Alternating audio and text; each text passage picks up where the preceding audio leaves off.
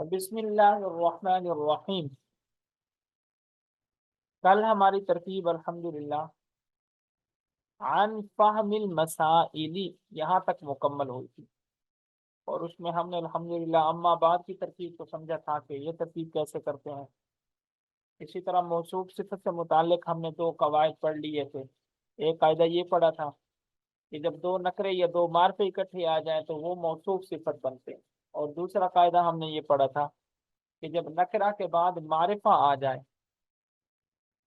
بلکہ دوسرا قاعدہ موصوف صفت کا ہم نے یہ پڑھا تھا کہ جب نکرہ کے بعد جملہ آ جائے، چاہے جملہ اسمیہ ہو یا جملہ فعلیہ ہو، وہ بھی آپس میں موصوف صفت بنتے ہیں۔ دونوں کی مثالیں آپ کے سامنے آ گئی تھی، جیسے مختصر، یہ نکرہ ہے، اس کے بعد پھر نکرہ آ رہا ہے، مضبوط، یہ تو مثال ہے اس کی کہ دو نکرے جمع ہو جائے۔ اس کی مثال کہ نکرہ کے بعد جملہ آ جائے، اس کی مثال ہم نے یہ دی تھی، جیسے مختصر کے بعد جماعت، یہ جملہ آ رہا ہے تو یہ مختصر ان کی پھر صفت بن جائے گا، صفت ثانی۔ اسی طرح آگے ہم نے یہ پڑھا تھا کہ مع کا لفظ جو ہے یہ ظرف ہے، یہ اپنے ماں باپ کی طرف ہمیشہ مضاف ہوتا ہے، اور پھر مضاف مضاف الیہ مل کر مفعول فی بن جاتے ہیں پیچھے فعل کے لیے یا فعل جیسے کسی اسم کے لیے۔ اگلی بات ہم نے یہ پڑھی تھی کہ ایراد یہ مصدر ہے باب افعال کا۔ اسی طرح تعرض کے بارے میں ہم نے پڑھا تھا کہ تعرض یہ باب تفاعل کا مصدر ہے۔ اسی طرح کل کے سبق میں ہم نے الحمدللہ یہ بھی پڑھا تھا کہ ان یہ مصدریہ ہے، یہ دو کام کرتا ہے۔ ایک کام تو یہ کرتا ہے کہ اپنے سے بعد میں آنے والے فعل کو مصدر کے معنی میں کر دیتا ہے، اور دوسرا کام یہ کرتا ہے کہ فعل مضارع کو منصوب کر دیتا ہے، اس کے آخر میں زبر پیش کی بجائے زبر آ جاتی ہے۔ جیسے یشوشو اصل میں تھا تو ان شروع میں آ گیا تو اب ہوگا یشوشا۔ یہ ان کا عمل ہے، ان عامل ہے، اور اس کا عمل کیا ہے؟ لفظوں میں بھی عمل کرتا ہے اور معنی میں بھی عمل کرتا ہے۔ معنی میں تو یہ عمل کرتا ہے کہ فعل مضارع مصدر کے معنی میں ہو جاتا ہے، اور لفظوں میں یہ عمل کرتا ہے کہ حرکت کو تبدیل کر دیتا ہے، پیش سے زبر کی طرف لے آتا ہے۔ پھر آگے المبتدی سے متعلق ہم نے پڑھا تھا کہ یہ اس میں منقوص ہے، اس کا اعراب کیا ہے اس کو بھی ہم نے سمجھ لیا تھا۔ آج ہم تھوڑا سا سبق کو آگے چلاتے ہیں۔ وَسَمَّيْتُهُ بِهِدَایَةِ النَّحْوِ رِجَاءَ أَن يَهْدِيَ اللَّهُ تَعَالَى بِهِ الطَّالِبِينَ وَرَتَّبْتُهُ عَلَى مُقَدَّمَةٍ وَثَلَاثَةِ أَقْسَامٍ بِتَوْفِيقِ الْمَلِكِ الْعَزِيزِ الْعَلَّامِ۔ سمیتو، پہلے اس کا ترجمہ دیکھ لیں، میں نے نام رکھا، وہ اس کتاب کا، بہدایت النحو ہدایت النحو، رجاء اس امید پر، ان یہدی اللہ تعالی کہ اللہ تعالی رہنمائی کریں گے، بھی اس کے ذریعے، الطالبین طلباء کرام کی، ورتبتہ اور میں نے اس کی ترتیب لگائی، علی مقدمۃ ایک مقدمے پر، وثلاثت اقسام اور تین قسموں پر، بتوفیق الملک العزیز العلام اس ذات کی توفیق سے جو بادشاہ بھی ہے، غالب بھی ہے، اور بہت بلند و بالا بھی ہے۔ اب ہم آتے ہیں اس کی ترکیب کی طرف۔ سمیتو واحد متکلم کا صیغہ ہے، تا پیش تو، ماضی میں تا کتنی طرح سے استعمال ہوتی ہے؟ چار طرح سے استعمال ہوتی ہے، تا ساکن، تا زبر تا پیش تو، تا زیر تھی۔ تو سمیتو میں تا پیش تو آ رہا ہے، ماضی کا صیغہ ہے، واحد متکلم کی علامت ہے ماضی کے اندر تا پیش تو کا آنا۔ سمیتو فعل ہے، اور ضمیر اس میں اس کا فاعل بن جائے گا، کیونکہ فعل ماضی اور فعل مضارع کے اندر صرف دو صیغے ہیں کہ جن کے اندر کبھی تو ضمیر فاعل بنتی ہے اور کبھی بعد میں آنے والا اسم فاعل بنتا ہے۔ وہ دو صیغے کون سے ہیں؟ واحد مذکر غائب کا صیغہ اور واحدہ مؤنثہ غائبہ کا صیغہ۔ باقی جتنے بھی صیغے ہیں ان کے اندر ضمیر ہی ہمیشہ فاعل بنے گی، ہمیشہ ضمیر کیا بنے گی؟ فاعل بنے گی۔ تو یہاں سمیتو میں ہم تاپش تو کو فاعل بنا دیں گے۔ سمیتو میں ہم کس کو فاعل بنائیں گے؟ تاپش تو کو فاعل بنا دیں گے۔ وہ ضمیر یہ جب بھی فعل کے ساتھ مل کر آئے یہ مفعول بھی بن جاتی ہے۔ وہ ضمیر جب بھی فعل کے ساتھ مل کر آئے یہ کیا بنے گی؟ مفعول بھی۔ با حرف جار ہے، ہدایت کا لفظ یہاں پر مضاف ہے، وجہ اس کی ہم بار بار پڑھ رہے ہیں کہ نکرہ ہے، اور نکرہ کے بعد النحو الف لام کی وجہ سے معرفہ ہے. نکرہ کے بعد جب معرفہ آ جائے تو واپس میں کیا بنتے ہیں؟ مضاف مضاف الیہ. تو یہ مضاف مضاف الیہ مل کر با حرف جار کا مجرور ہو جائیں. جار مجرور مل کر سمیتو سے متعلق، سمیتو پیچھے فعل موجود ہے، وہ ان کا کیا بن جائے گا؟ متعلق. جار مجرور کو بولتے ہیں متعلق لام کے کسرہ کے ساتھ. اور جس فعل کے ساتھ یا جس اسم کے ساتھ آپ اس کا تعلق جوڑتے ہیں اس کو بولتے ہیں متعلق، کہ اس کے ساتھ تعلق جوڑا گیا ہے. رجاء مصدر ہے، رجاء مصدر ہے اور یہاں پر یہ مضاف ہے. رجاء مصدر ہے اور یہاں پر کیا بن رہا ہے؟ مضاف.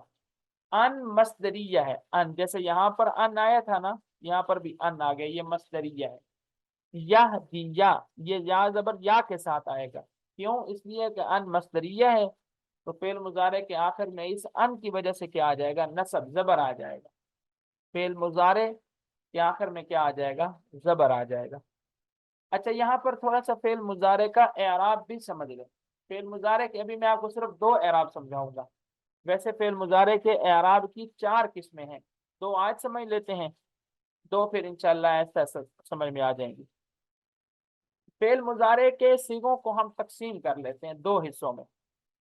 فعل مضارع کے ٹوٹل 14 صیغے ہیں نا، یضرب یضربان یضربون، تضرب تضربان یضربن، تضرب تضربان تضربون، تضربین تضربان تضربن، اضرب نضرب. ہم فعل مضارع کے صیغوں کو 2 حصوں میں تقسیم کر لیتے ہیں. نمبر 1، فعل مضارع کے وہ صیغے کہ جو اعراب قبول کرتے ہی نہیں، وہ مبنی ہوتے ہیں. فعل مضارع کے وہ صیغے کہ جو اعراب کو قبول نہیں کرتے، وہ مبنی ہوتے ہیں. اور فعل مضارع کے وہ صیغے جو اعراب کو قبول کرتے ہیں، وہ معرب ہوتے ہیں. اب ہمیں کیسے پتہ چلے گا کہ یہ فعل مضارع کے کون سے صیغے ہیں؟ آیا یہ اعراب کو قبول کرنے والے صیغے ہیں یا وہ صیغے ہیں جو اعراب کو قبول نہیں کرتے؟ تو اس کی پہچان ہم کیسے کریں گے؟ اس کی پہچان بالکل آسان ہے. فعل مضارع کے 2 صیغے، جمع مؤنث غائب جیسے یضربنا اور جمع مؤنث حاضر جیسے تضربنا، یہ تو ہمیشہ مبنی ہوں گے. ان کے آخر میں جو نون ہے یہ کبھی بھی تبدیل بھی نہیں ہوگا، کبھی حذف بھی نہیں ہوگا، یہ مبنی ہے. مؤنث کے ہی ہیں دونوں صیغے، جمع مؤنث غائب اور جمع مؤنث حاضر. اور فعل مضارع کے آخر میں اگر نون تاکید آ جائے، چاہے نون تاکید ثقیلہ آ جائے جیسے لیضربن، یا پھر نون تاکید خفیفہ آ جائے جیسے لیضربن. آج بھی آپ اپنے استاد محترم کو سنا رہے تھے، امر سنا رہے تھے، اسی امر کی بھی کی قسم بن جاتی ہے کہ جب اس کے آخر میں نون تاکید ثقیلہ آ جائے یا خفیفہ آ جائے. تو بہرحال فعل مضارع کے وہ صیغے جو مبنی ہوتے ہیں، ایک تو وہ 2 صیغے ہیں جمع مؤنث غائب اور جمع مؤنث حاضر، یضربنا اور تضربنا، وہ بھی مبنی ہیں. اور فعل مضارع کے آخر میں جب نون تاکید لگ جائے، چاہے نون تاکید ثقیلہ ہو یا خفیفہ، وہ بھی کیا بنا دیتے ہیں؟ فعل مضارع کو مبنی.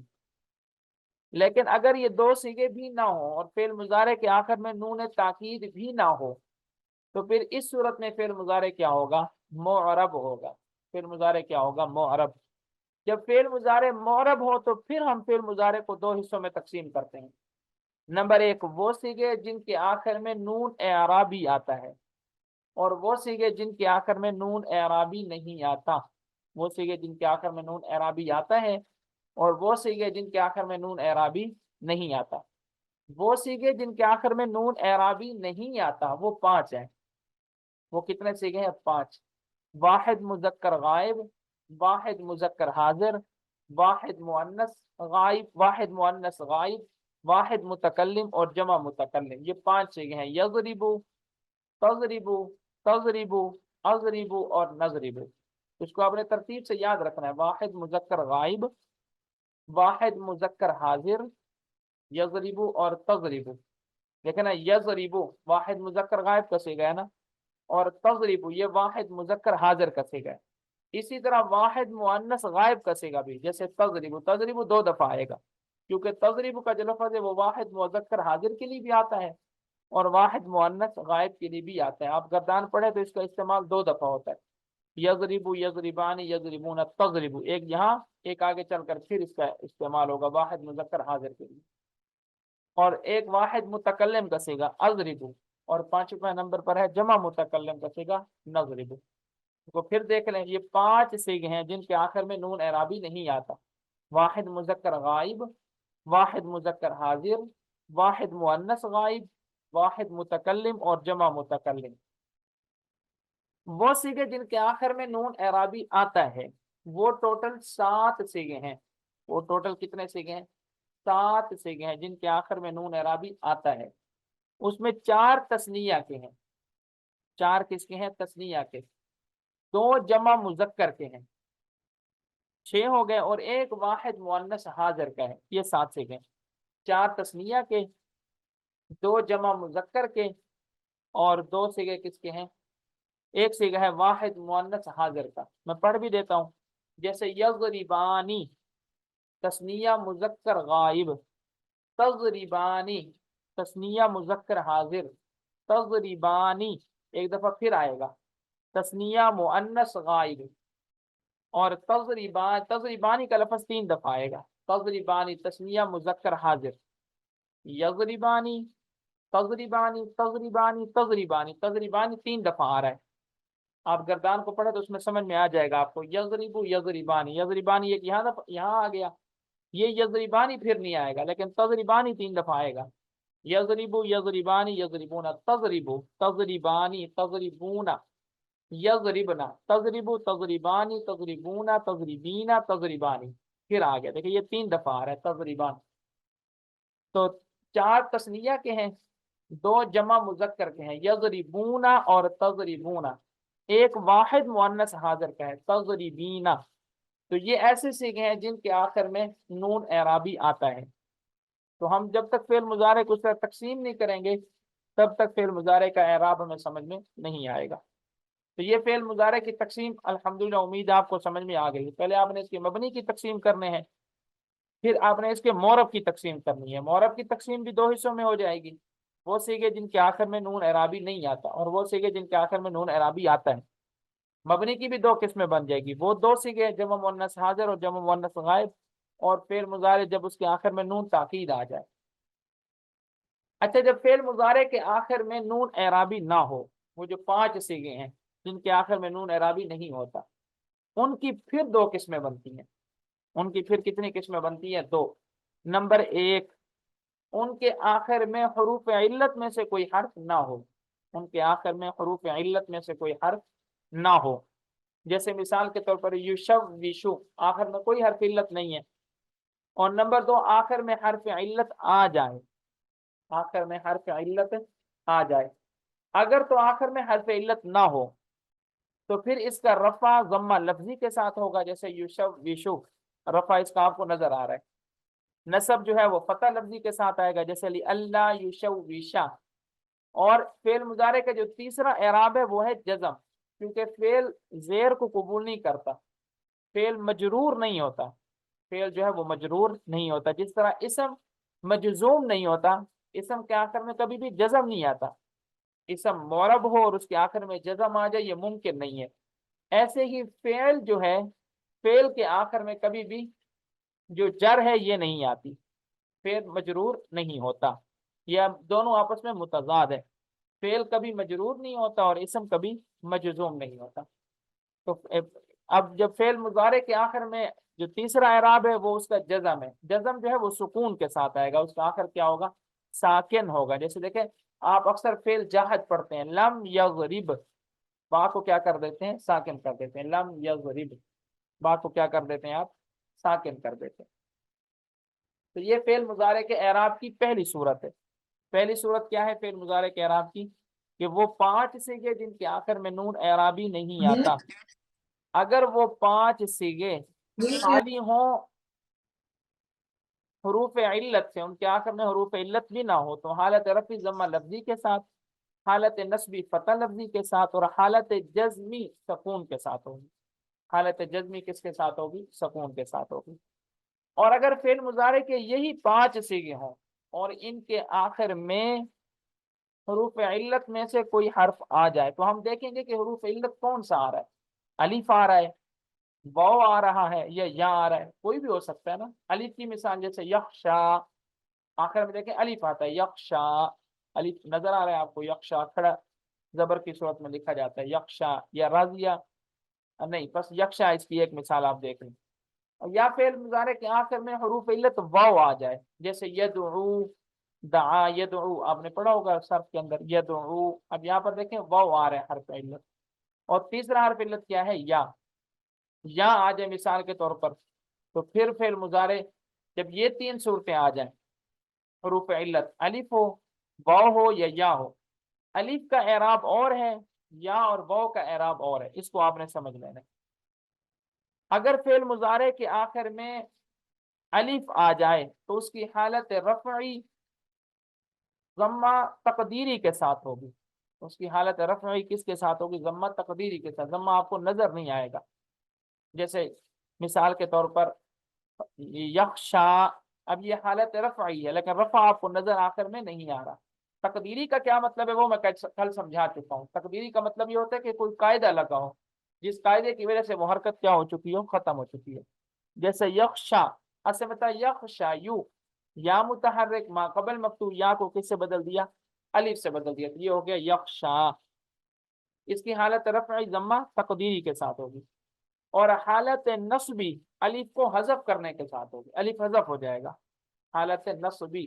जैसे लन यख्शा, लन यख्शा, आखिर में अलिफ क्या हो गया, हज़फ। इसी तरह हालत जज़मी जो है वो भी अलिफ को हज़फ करने के साथ होगी। हालत जज़मी जो है वो भी किसके साथ होगी, अलिफ को हज़फ करने के साथ होगी। लम यख्शा, हालत नस्बी और हालत जज़मी दोनों एक तरह से है कि आखिर में अलिफ जो है वो क्या हो जाता है, हज़फ हो जाता है। और अगर आखिर में वाव या या हो तो इनकी हालत रफ़ई जो है वो तकदीरी होगी। जैसे यदउ, यदउ आखिर में वाव साकिन है। अब ये तकदीरी का क्या मतलब, रफ़ा नजर नहीं आएगा, किसी कायदे और ज़ाब्ते की वजह से वो क्या हो चुका होगा, हज़फ हो चुका होगा। क्योंकि यदउ वैसे में था यदउ, यदउ यरमी का कायदा लगा। यदउ यरमी का एक कायदा है ना कि जब फेल मुजारे के आखिर में पेश आ जाए और माक़बल मकसूर या मजमूम हो तो फिर फेल मुजारे के आखिर में पेश को क्या कर देते हैं, हज़फ कर देते हैं। आखिर में वाव या हो और उनके ऊपर पेश हो, माक़बल मकसूर या मरफू हो, मकसूर हो या फिर मजमूम हो, तो फिर फेल मुजारे को क्या कर देते हैं, वहां पर उसके हरकत को खत्म कर देते हैं। हर इल्लत की खत्म हरकत क्या हो जाती है, खत्म हो जाती है। जैसे यदउ से यदउ, यरमीयु से यरमी। ये तो हो गया कि हरूफ इल्लत अगर आखिर में अलिफ आए तो क्या होगा, वाव आए तो क्या होगा, या आए तो क्या होगा। अगर या वाव आए तो हालत रफ़ई ज़म्मा तकदीरी के साथ, हालत नस्बी और हालत जज़मी हर्फ इल्लत को हज़फ करने के साथ। जैसे लम यदउ, आइन पेश आखिर में वाव को क्या कर दिया, हज़फ कर दिया। लम यरमी, मीम ज़ेर मी, या को क्या कर दिया, खत्म। ये लम मजजूम कर देता है ना फिर मुजारे को। और हालत नस्बी की मिसाल जैसे लई, अच्छा हालत नस्बी जो है, हालत जज़मी जो है उसमें तो हर्फ इल्लत हज़फ हो जाएगा, लेकिन जो हालत नस्बी है उसमें नसब आपको नजर आएगा, उसमें नसब आपको क्या आएगा, नजर आएगा। जैसे मिसाल के तौर पर लन यदउवा, नसब जो है फतह लफ्जी के साथ है, वाव पर आपको नसब नजर आ रहा है। लन यदउवा, वाव जबर वा, लन यदउवा। लन यरमिया, या जबर या, लन यरमिया, ये भी आपको नजर आ रहा है। तो अगर हरूफ इल्लत अगर आखिर में आ जाए तो हमने सबसे पहले ये देखना है कि हरूफ इल्लत आ कौन से रहे। अलिफ आ रहा है आखिर में, वाव आ रहा है, ये या आ रहा है। वाव और या का एराब एक जैसा है, अलिफ का एराब अलग है। अलिफ का एराब किस तरह अलग है कि अगर आखिर में अलिफ होगा तो उसकी जो हालत रफ़ई है वो ज़म्मा तकदीरी के साथ होगी। हालत रफ़ई किसके साथ होगी, ज़म्मा तकदीरी के साथ। इसी तरह हालत नस्बी जो है वो फतह तकदीरी के साथ होगी। हालत रफ़ई भी तकदीरी और हालत नस्बी भी तकदीरी। जबर भी नजर नहीं आएगा, पेश भी नजर नहीं आएगा। जैसे मैंने उसकी मिसाल दे दी आपको, लन यख्शा, लन यख्शा, या अकेला यख्शा। जब अकेला यख्शा होगा तो हालत रफ़ई होगी शुरू में, अगर लन आ जाता है तो फिर वो क्या हो जाएगी, हालत नस्बी हो जाएगी। नसब फतह तकदीरी के साथ और रफ़ा जो है वो ज़म्मा तकदीरी के साथ। और अगर आखिर में वाव या आते हैं तो इसकी हालत रफ़ई तकदीरी होगी, हालत नस्बी फतह लफ्जी के साथ होगी, और हालत जज़मी जो है उसमें हर्फ इल्लत क्या हो जाएगा, हज़फ हो जाएगा। हालत जज़मी में अलिफ भी हज़फ हो जाता है, हालत जज़मी में वाव भी हज़फ हो जाता है, हालत जज़मी में या भी हज़फ हो जाता है। البتہ حالت نسبی میں واو اور یا کے اوپر نصب آتا ہے، الف کے اوپر نصب نہیں آتا، الف ویسے برقرار ہی رہتا ہے۔ اور حالت رفعی میں واو اور یا ساکن ہوں گے، اور الف تو رہتا ہی ساکن ہے، اس لیے الف کا اعراب آپ نے الگ یاد کرنا ہے، واو اور یا کا اعراب کیا کرنا ہے؟ الگ یاد کرنا ہے۔ یہ تو تھا کہ فعل مضارع کے آخر میں حروف علت نہ ہو تو یہ اعراب ہوگا، اور اگر حروف علت ہوں تو پھر یہ اعراب ہوگا۔ لیکن اگر فعل مضارع کے آخر میں نون اعرابی آ جائے تو وہ بالکل آسان ہے، نون اعرابی اگر آ جائے تو اس میں حالت رفعی جو ہے وہ نون کو باقی رکھنے کے ساتھ ہے، حالت رفعی وہ نون کو باقی رکھنے کے ساتھ ہے، اور حالت نصبی اور حالت جزمی وہ نون کو حذف کرنے کے ساتھ ہے۔ جیسے مثال کے طور پر یضربون، یضربون، یہ حالت رفعی ہے کیونکہ نون اس میں آپ کو نظر آ رہا ہے، پڑھا جا رہا ہے۔ اور حالت نصبی جیسے مثال کے طور پر لن یضربو، نون نہیں پڑھیں گے۔ اسی طرح حالت جزمی لم یضربو، آخر میں نون کو نہیں پڑھیں گے۔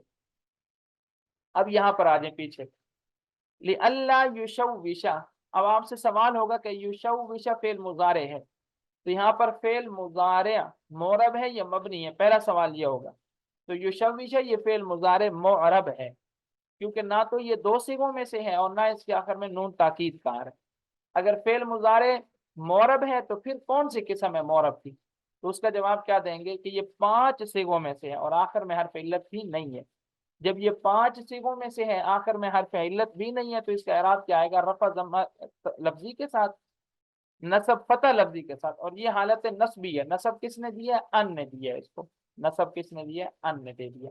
اسی طرح آگے آ جائے، رجا کو ہم نے مضاف بنایا تھا، اور ان مصدریہ ہے، ان مصدریہ فعل مضارع کو نصب دیتا ہے، اور یہاں پر یہدی، یہدی یہ فعل مضارع ہے، اور فعل مضارع کی کون سی قسم ہے؟ معرب ہے یا مبنی ہے؟ تو اس کا جواب کیا ہوگا کہ یہ فعل مضارع کی معرب قسم ہے، کیونکہ نہ تو یہ ان دو صیغوں میں سے ہے، نہ جمع مؤنث حاضر کا صیغہ ہے، نہ جمع مؤنث غائب کا صیغہ ہے، اور نہ اس کے آخر میں نون تاکید کا ہے، تو یہ فعل مضارع معرب ہے۔ پھر فعل مضارع معرب ہے تو اس کے آخر میں حروف علت ہیں یا نہیں ہے؟ تو اس کے آخر میں حروف علت ہے۔ کون سا حرف علت ہے؟ یا ہے۔ جب فعل مضارع کے آخر میں حرف علت یا آ جائے تو اس کا اعراب کیا ہوتا ہے؟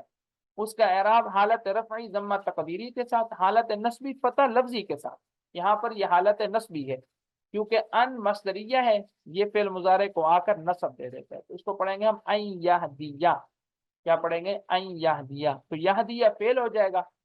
لفظ اللہ، اب اللہ تعالیٰ کی ترکیب کا طریقہ تھوڑا سا الگ ہوتا ہے، اس کو بھی آپ سمجھ رہے ہیں۔ اللہ تعالیٰ کا لفظ جہاں پر بھی آ جائے عبارت میں، اس کی ترکیب آپ کیسے کریں گے؟ آپ ہمیشہ یہ ایک اس کی ترکیب ہے، کوئی تبدیلی نہیں آتی اس میں۔ لفظ اللہ کو آپ بناتے ہیں ذوالحال، لفظ اللہ کو کیا بناتے ہیں؟ ذوالحال۔ اور تعالی یہ فعل ہے، تعالی یہ کیا ہے؟ فعل۔ تعالی فعل، ضمیر اس میں اس کا فاعل بنے گا، فعل فاعل مل کر جملہ فعلیہ خبریہ ہو کر لفظ اللہ کے لیے حال، حال ذوالحال مل کر یہ دیا کا فاعل بن جائیں گے۔ اللہ تعالیٰ کا لفظ جب بھی آئے ترکیب میں اسی طرح ترکیب کرنی ہے، لفظ اللہ کو آپ نے بنانا ہے ذوالحال، اور تعالی فعل، ضمیر اس میں اس کا فاعل، فعل فاعل مل کر جملہ فعلیہ خبریہ ہو کر حال، حال ذوالحال مل کر یہ دیا کا فاعل، با حرف جار ہے اور ہی مجرور ہے، جار مجرور مل کر متعلق کس کے ہوں گے؟ ان یہ دیا فعل کے متعلق ہوں گے۔ اچھا یہاں پر ایک سوال پیدا ہوتا ہے، سوال یہ ہوتا ہے کہ با حرف جار ہے، ہی مجرور ہے، جار مجرور کو آپ تعالی فعل کے متعلق کیوں نہیں کرتے؟ آپ اس کو یہ دیا فعل کے متعلق کیوں کرتے ہیں؟ تو اس کا جواب یہ ہے کہ تعالی کا لفظ یہاں پر بطور جملہ معترضہ کیا آیا ہے۔ جملہ معترضہ کیا ہوتا ہے؟ کہ جس کی کلام میں ضرورت نہیں ہوتی، جس کی کلام میں ضرورت نہیں ہوتی، اس کو کسی اور مقصد کے لیے ذکر کیا جاتا ہے۔ اب یہاں تعالی کے جملے کی ہمیں ضرورت نہیں تھی، اس کو کس مقصد کے لیے ذکر کیا؟ لفظ اللہ کی صفت بیان کرنے کے لیے۔ اگر اس کو ہم ذکر نہ بھی کرتے پھر بھی ہماری بات پوری تھی۔ تو جملہ معترضہ کیا ہوتا ہے کہ جو کلام میں ذکر کیا جاتا ہے لیکن اس کا کوئی خاص مقصد نہیں ہوتا، کلام کے ساتھ اس کا کوئی تعلق نہیں ہوتا، البتہ اس کو کسی اور وجہ سے ذکر کیا جائے، جیسے کسی کے لیے آپ دعا کرتے ہیں، کسی کی کوئی صفت آپ خاص بیان کر دیتے ہیں، کسی کو آپ بد دعا دیتے ہیں بات کرتے کرتے، تو بات کرنے کا مقصد جو ہوتا ہے وہ کچھ اور ہوتا ہے، لیکن درمیان میں کسی کو دعا دے دینا، بد دعا دے دینا، اس کی کوئی تعریف کر دینا، یہ ایک الگ چیز ہوتی ہے۔ تو لفظ اللہ کی یہ صفت ہے، اس لیے جملہ معترضہ کے طور پر یہاں پہ ذکر ہوا ہے، تو حرف جار جار مجرور کو ہم اس سے نہیں جوڑیں گے، کیونکہ جملہ معترضہ جو ہوتا ہے وہ کلام کا حصہ نہیں ہوتا، اور جار مجرور جس کے ساتھ جا کر جڑتا ہے ضروری ہے کہ اس کا کلام کے ساتھ تعلق ہو، تو کلام کے ساتھ تعلق یہدی فعل کا ہے۔ الطالبین، اب یہ الطالبین کا لفظ جمع مذکر کا لفظ ہے، جمع مذکر سالم، جمع مذکر سالم ہے نا، تو حالت نصبی کے اندر ہے، یہ مفعول بھی بنے گا یہدی فعل کا، یہ کیا بن جائے گا؟ مفعول بھی۔ تو رجا مفعول بھی، یہدی فعل اپنے فاعل متعلق اور مفعول بھی سے مل کر ان مصدریہ کی تعویل میں ہو کر رجا کا مضاف الیہ، مضاف مضاف الیہ مل کر یہ بنے گے مفعول لہو۔ اب یہاں سوال پیدا ہوگا کہ مفعول لہو کس کو کہتے ہیں؟ مفعول لہو ہم نے 3 مفعول پڑھ لی ہیں، آپ نے یاد رکھنے ہیں، ایسا چیزیں زیادہ ہو رہی ہیں تو آپ اس کو اکٹھا کرتے جائیں۔ ایک مفعول بھی پڑھا ہے ہم نے، مفعول بھی تو وہ ہوتا ہے کہ جس پر فعل کا فاعل واقع ہو، اور مفعول فی پڑھا ہے ہم نے، مفعول فی وہ ہوتے ہیں زمانہ یا وقت، زمانہ وقت یا جگہ، وقت یا جگہ، اس کو مفعول فی کہتے ہیں۔ اس کے لیے ہم نے کچھ الفاظ پڑھے ہیں، جیسے مع کا لفظ پڑھا ہے، بعد کا لفظ پڑھا ہے، اور ایک ہوتا ہے مفعول لہو۔ مفعول لہو وہ ہوتا ہے جو فعل کو ذکر کرنے کی وجہ بنتا ہے۔ اب اس نے کہا نا کہ میں نے اس کا نام رکھا ہے ہدایت النحو، تو میں نے اس کا نام ہدایت النحو کیوں رکھا ہے، اس کی وہ وجہ یہاں سے بیان کر رہے ہیں۔ تو جس مفعول کے ذریعے فعل کی وجہ بیان، فعل تھا نام رکھنا، نام رکھنے کی وجہ کیا تھی، جس سے وجہ بیان کی جائے وہ مفعول لہو ہوتا ہے۔ تو رجا یہ وجہ ہے اس کتاب کے نام رکھنے کی، کہ میں نے اس کا نام ہدایت النحو رکھا ہے، اس وجہ سے رکھا ہے تاکہ اس کے ذریعے اللہ تعالیٰ طلباء کو ہدایت دے، رہنمائی کرے۔ ورتبتہ، رتبتو فعل ہے، رتبتو یہ فعل ہے، تاپش تو کیا بنے گا؟ اس کا فاعل، اور ہو ضمیر جب بھی فعل کے ساتھ مل کر ہے وہ کیا بنتی ہے؟ مفعول بھی۔ علی یہ حرف جار ہے، علی حرف جار، مقدمتن یہ معطوف علیہ ہے، مقدمتن یہ معطوف علیہ ہے، پھر وہ آگے حرف عطف ہے۔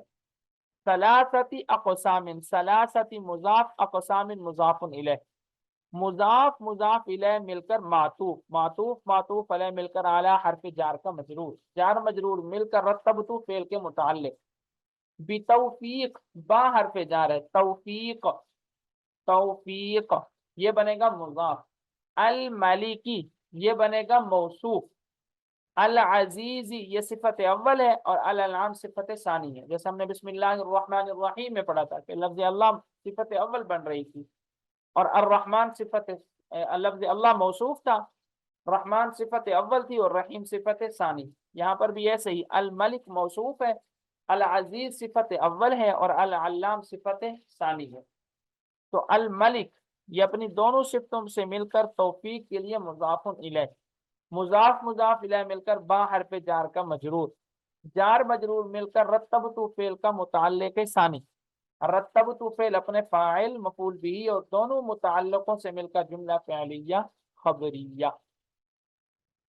تو آج کا سبق تھوڑا سا ہمارا زیادہ ہے، تو کوشش کریں اس کو آپ نے، میں اس کو بھیج بھی دیتا ہوں، ایک خاص طور پر فعل مضارع کے اعراب کی پوری تفصیل ہم نے پڑھ لی ہے، کہ فعل مضارع کا اعراب کس طرح ہم پہچانیں گے کہ یہ فعل مضارع ہے، معرب ہے، مبنی ہے، اگر معرب ہے تو معرب کی پھر کون سی قسم ہے، اعراب کس طرح آئے گا، اس کی پوری تفصیل الحمدللہ آج کے سبق میں ہم نے پڑھ لی ہے۔ اور دوسری چیز ہم نے پڑھی ہے مفعول لہو، مفعول لہو کہتے کس کو ہے؟